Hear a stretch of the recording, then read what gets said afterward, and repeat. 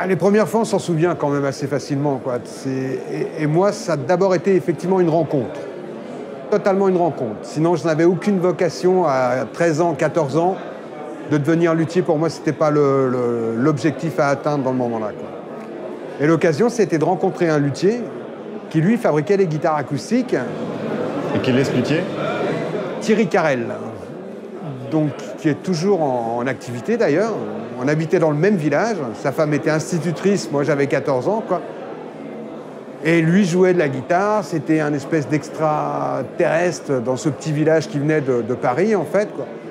Et donc il y a eu une rencontre, et une provocation de sa part qui m'a dit bah, écoute, si tu veux apprendre à jouer de la guitare, achète-toi une guitare. Mais moi, je n'avais pas les moyens, quoi. Il m'a dit bah, tu te la fabriques. Et ça a été cette histoire qui m'a mis le pied à l'étrier, dirons-nous. Alors pourquoi la guitare électrique plus que l'acoustique? J'ai commencé par l'acoustique. Ah. Mais ma première guitare était donc une guitare acoustique. Mais à l'époque, il était beaucoup plus facile de vendre une guitare électrique qu'une guitare acoustique, qui forcément est relativement chère, étant donné que c'est énormément de main-d'œuvre. Donc pour moi, je m'étais rendu compte que vendre une acoustique à plus de 10 000 francs, c'était extrêmement compliqué à l'époque, alors qu'une guitare électrique, c'était plus facile. Donc en fait, c'est la clientèle m'a amené là où je suis, hein. D'abord, moi, mes goûts, mes envies, mes besoins. C'est quand même mon travail, donc tout travail méritant salaire, donc il y a quand même une valeur économique importante dans l'histoire. Alors d'où t'es venu, ou d'où vous est venue justement l'idée de travailler à plusieurs, donc avec Nicolas, Petitbon, Dominique et toi.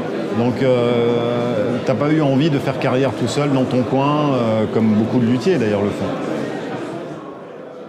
Alors, il y a toujours cette histoire économique. Sur Paris, entretenir un atelier à Paris, c'est quand même des coûts qui sont assez importants, quoi.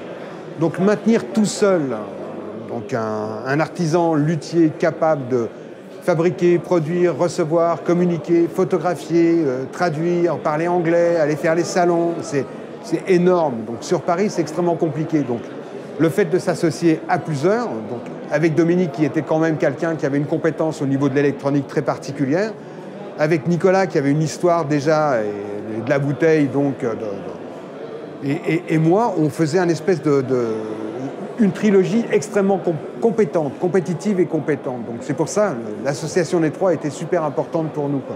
Et ça nous permettait aussi de pouvoir se libérer à un temps donné l'un ou l'autre en s'appuyant sur les deux autres, quoi. Alors, on te connaît quand même, tu es assez connu pour tes vernis. Alors pourquoi? Pourquoi Greg de DNG est connu pour ses vernis? Grande question. Parce que... Merci. Au départ, donc il faut revenir effectivement dans les années 80, quoi. À l'époque, la guitare était extrêmement classique, hein. Donc même s'il y avait quelques Américains qui commençaient à jouer avec des couleurs étonnantes, des finitions, des designs... Mais dans le paquet des guitares proposées, il y avait quand même une espèce de côté conventionnel qui était, que moi je trouvais mortifère, quelque part.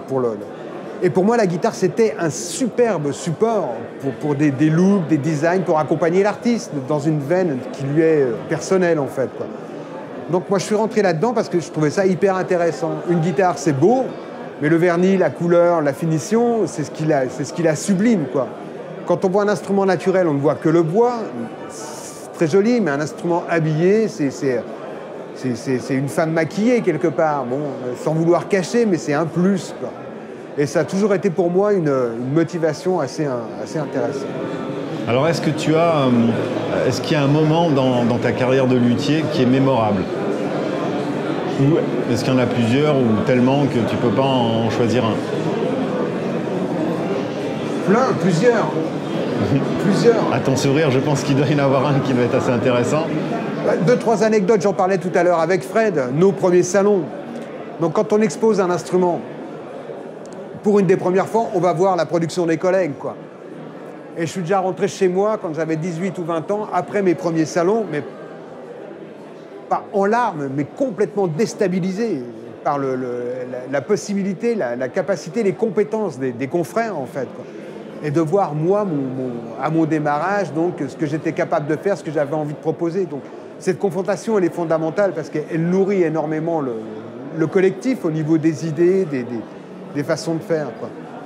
Les autres moments mémorables, la petite guitare que je présente aujourd'hui, la Toaster, je les appelle comme ça. Donc à force de travailler dessus, on finit par... ça se désincarne, ce n'est plus une guitare, c'est l'objet du labeur, l'objet de sa sueur, de ses transpirations, de son questionnement, de sa remise en cause. C'est terrible, parce qu'à un moment, on finit par presque la haïr, quand on ne veut plus la voir. Quand elle est finie, la première chose que je fais, c'est que je la mets dans un étui, et pendant une semaine, je ne la regarde pas, je ne veux plus la voir, quoi. Et de la ressortir, de la revoir. Et moi, les grandes émotions, systématiquement, c'est de voir une de mes guitares sur scène. Là, pour moi, c'est le Graal, c'est l'absolu, quoi. C'est de la voir jouer dans les mains d'un musicien, d'un guitariste. Ça, c'est à chaque fois des émotions qui sont renouvelables. Je ne m'y suis jamais fait. C'est toujours une très, très grande émotion, quoi.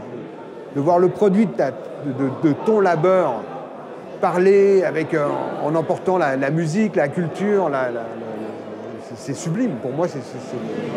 On t'écouterait pendant des heures. Écoute, merci beaucoup, Greg. Merci.